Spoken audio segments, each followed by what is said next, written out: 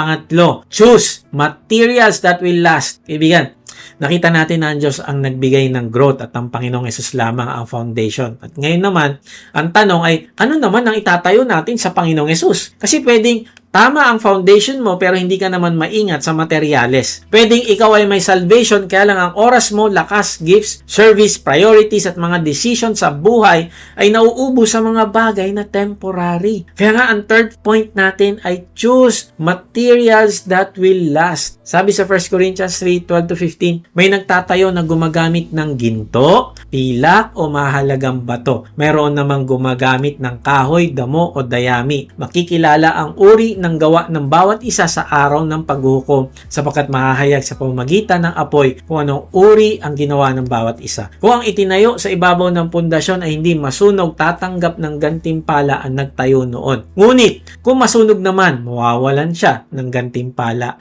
Gayunman, maliligtas siya. Kaya lang ay para siyang nagdaan sa apoy. Wow, grabe ang truth dito. Si Pablo ay hindi na nagsasalita tungkol sa foundation lang. Na-establish na niya kasi kanina na ang foundation lang ay ang Panginoong Hesus. Pero ngayon, ang concern niya ay kung anong materialis ang ginagamit sa pagtatayo. Ginto, pilak o mahalagang bato ba yan? O kahoy, damo o dayami? Kaibigan, kung ikaw ang tatanungin, ano ang ginagamit mo sa pagtatayo ng bahay mo? Anong ginagamit mo sa pagtatayo ng marriage mo? Anong ginagamit mo sa pagbibuild ng pamilya mo?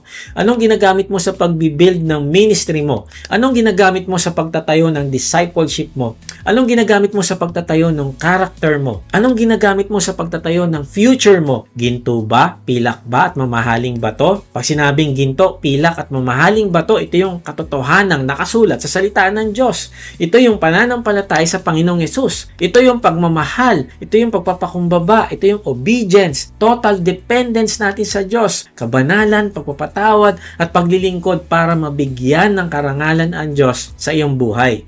Ito yung mga mamahaling bato, ginto at pilak. Pero sa kabaliktaran, ang ginagamit mo bang materyales sa pagtatayo ay kahoy, damo at dayami? Tingnan natin, yung mga halimbawa ng kahoy, damo at dayami, ibig sabihin, baka ginagamit mo sa pagtatayo ng buhay mo ay pride. Yung ayaw mo magpakumbaba, ayaw mo magpatawad, ayaw mo umamin na mali ka, ayaw mo magpakorek. Sa marriage, pride. Yung pareho kayong naghihintayan kung sino yung unang magsosorry. Sa ministry, pride yung kailangan ikaw yung masunod, ikaw yung mapansin, ikaw yung may credit. Sa discipleship, pride yung hindi ka na teachable kasi feeling mo mas alam mo na, matagal ka na ron eh. Mukhang matibay sa labas pero kahoy yan. Kapag dumating ang apoy ng correction, madaling masunog yan, kaibigan. O kaya baka ang materyales na ginagamit mo ay approval ng tao. Yung ginagawa mo ang tama, hindi dahil mahal mo si Lord, kundi dahil gusto mong purihin ka ng tao. Sa family, gusto mong makita ng iba na okay kayo, pero sa loob ng bahay, wala na yung totoong pagmamahalan. Sa ministry, nagsiserve ka, pero ang hinihintay mo ay recognition. Sa social media, kailangan laging may patunay na okay ang kalagayan mo, na mas maganda ang buhay mo sa mga kabatch mo o kakilala mo. Alam mo kaibigan, kapag tao ang foundation ng worth mo, magiging alipin ka ng opinion nila. Dayami yan. Kapag hindi ka napansin, guguho ka, masusunog ka. O kaya baka ginagamit mo ang pakitang tao na materyales. Yung maganda ka sa harap ng church, pero ibang-iba sa bahay. Maayos ka magsalita sa Bible study, pero harsh ka sa asawa o anak. Nakangiti ka sa worship pero puno ka ng galit. Nagbibigay ka pero gusto mong malaman ng lahat ang ginagawa mong pagtulong. Nagpo-post ka ng spiritual words pero hindi mo naman kinakausap si Lord na kayong dalawa lang. Hindi ka excited na marinig yung sasabihin niya sa'yo sa pamamagitan ng Bible. Mukhang religious pero walang lalim. Damo yan, kaibigan. Madaling magmukhang buhay pero madaling matuyo. O kaya baka ginagamit mo ang self-reliance na materyales. Grabe, delikado itong materyales sa pagtatayo. Yung lahat na lang kaya mo, hindi ka na nagpe-pray kasi may strategy ka naman eh. Hindi ka na nagtatanong kay Lord kasi may experience ka naman. Sa marriage, inaayos mo lahat sa pagsisikap mo na kontrolin yung lahat ng bagay. Ang ibig sabihin, hindi ka surrender. Sa business, akala mo diskarte lang yung kailangan kailangan. Sa ministry, planning lang ng planning, pero walang dependent sa Holy Spirit. Kahoy yan, kaibigan. May structure pero walang life-giving power. Baka ginagamit mo ang comparison, kaibigan, na materyales. Yung lagi mong tinitignan kung mas ahead ba sila kaysa sa'yo, mas malaki ba ministry nila, mas successful ba family nila, mas gifted ba sila, mas mabilis ba growth nila. Sa marriage, kinukumpara mo asawa mo sa asawa ng iba. Sa parenting, kinukumpara mo anak mo sa anak ng iba. Sa ministry, kinukumpara mo calling mo sa calling ng iba. Kaibigan, comparison burns joy. Comparison burns gratitude. Comparison burns unity. Dayami yan, kaibigan. Mabilis magliyab sa inggit. Baka ginagamit mo ang bitterness. Yung may sugat ka na hindi mo sinusuko kay Lord. May taong hindi mo mapatawad. May pain na ginagawa mong identity. Sa marriage, bitterness yung paulit-ulit mong binabalikan yung lumang kasalanan na asawa mo para saktan siya ulit. Sa family, bitterness yung cold treatment at tahimik na galit o tampo. Sa church, bitterness yung naglilingkod ka pa rin pero may sama ka ng loob sa kasama mo. Ang bitterness parang kahoy na tuyong-tuyo, konting apoy lang, naku, malaki agad yung sunog. O kaya kaibigan, baka ginagamit mo yung compromise. Yung alam mong mali pero minamaliit mo. Konti lang naman, normal naman ito. Lahat naman gumagawa nito eh. Sa relasyon, compromise yung may boundaries kang tinatawid. Sa work, compromise yung dishonest ka pero sinasabi mo nagiging practical lang naman ako. Sa ministry, compromise yung ayaw mong sabihin ng truth dahil baka may ma-offend. Sa spiritual life, compromise yung alam mong hindi pleasing kay Lord pero pinapakain mo pa rin o sinusunod mo pa rin yung laman mo. Dayami yan, kaibigan. Mukhang harmless pero mabilis masunog. O kaya baka sa iyong pagtatayo ng buhay, ginagamit mo yung comfort.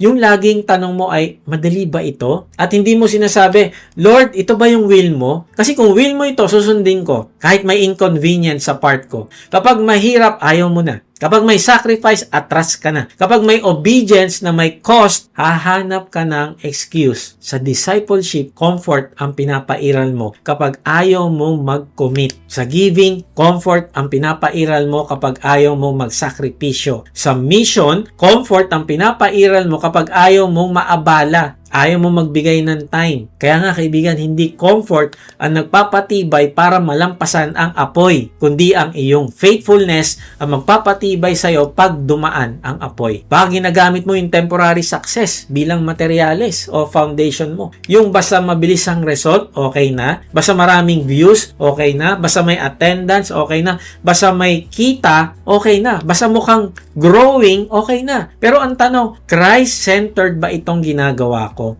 May holiness ba dito? Loving ba ito? Faithful ba ito? May discipleship pa ba dito? May obedience ba dito? May gospel ba? Kaibigan, hindi lahat ng mukhang successful ay gold o ginto. May success na kahoy lang. Mabilis itayo pero mabilis ding masunog. Kaya nga tanungin natin ito.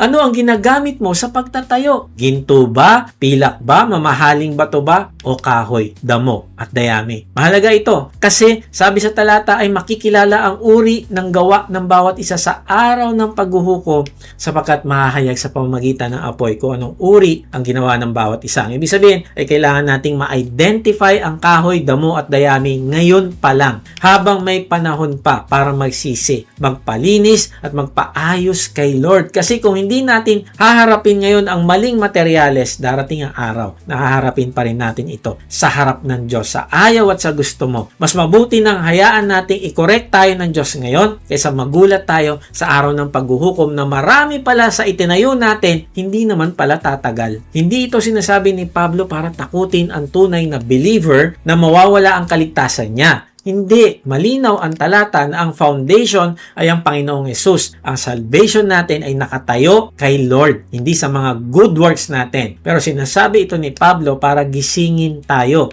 Oo, ang salvation ay by grace through faith in Christ alone, pero ang works o mga gawa ng isang alagad niya ay susubukin ng Diyos. Hindi para malaman kung sapat ba ang works mo para maligtas ka. Hindi. Ang Panginoong Hesus lang ang sapat. Pero susubukan niya niya kung ang ginawa mo ba ay tunay na faithfulness, Christ-centered, Spirit-led, at kung yun bang ginagawa mo ay para sa glory niya o para sa glory mo. Ngayon, pwedeng maitago ang motibo kung bakit mo ginagawa ang ginagawa mo.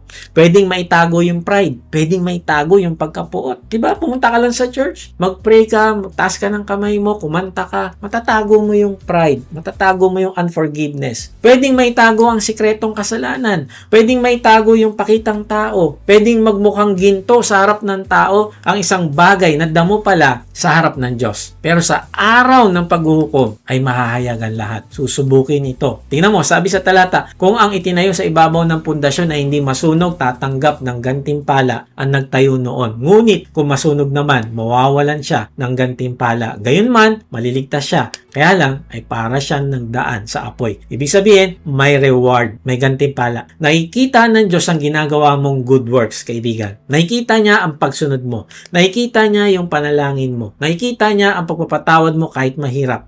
Nakikita niya yung paglilingkod mo na hindi nakapost sa social media. Nakikita niya ang pagtanggi mo sa kasalanan kahit walang ibang nakakita.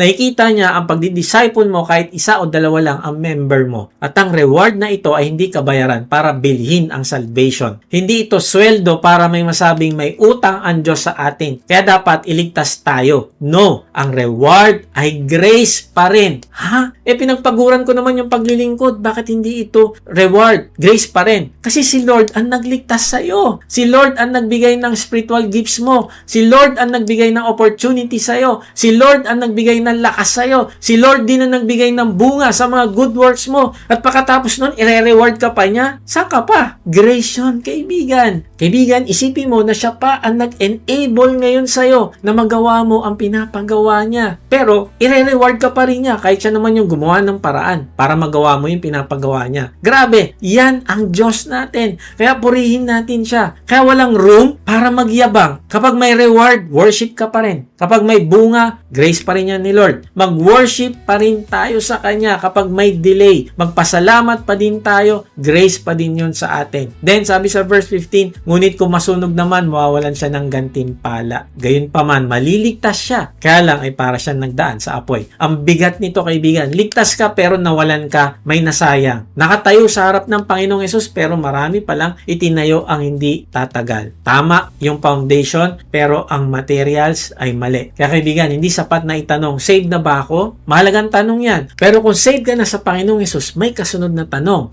Ano ang itinatayo ko sa buhay na iniligtas ng Panginoong Hesus? Sinasayang ko ba ang aking buhay sa pagtatayo gamit ang damo, kahoy at dayami? O nagtatayo ba ako ng ginto, pilak at mamahaling bato? Kaibigan, ito yung magandang balita. Kung ngayon pa lang pinapakita na ni Lord ang maling materyales sa iyong buhay, ibig sabihin, grace sa iyo ng Diyos. Yan, hindi pa huli. Pwede pa magsisi, pwede pang bumalik. Manampalataya ka sa Panginoong Hesus na siya ang nagbayad ng iyong kasalanan sa krus. Isuko mo ang buhay mo sa Kanya ngayon. Sabihin mo sa Kanya ito, kahit nasan ka ngayon. Panginoong Hesus, inaamin ko po na ako ay makasalanan. Patawarin mo po ako. Nananampalataya po ako na ikaw ang nagbayad ng aking kasalanan sa krus. Ngayon nga, ay binubuksan ko na aking puso. Pumasok ka at manahan sa akin. Tinatanggap kita bilang aking Panginoon at tagapagligtas. Simula ngayon ay tatalikdan ko na ang aking kasalanan. Tulungan mo po ako na lumago din sa aking pagmamahal sa iyo. Amen. Kaibigan, kung ipinanalangin mo ito ng may pananampalataya ay pinatawad ka na at nilinis ng Panginoong Hesus. Kaya simula ngayon, gawin mong foundation ng iyong buhay ang Panginoong Hesus. Paano? Una, recognize that God gives the growth. Pangalawa, build only on Christ. At pangatlo, choose materials that will last. At kapag ginagawa mo ito, hindi ibig sabihin mawawala na ang storm, trials at spiritual battle. Pero ibig sabihin, hindi ka na nakatayo sa sarili mong lakas.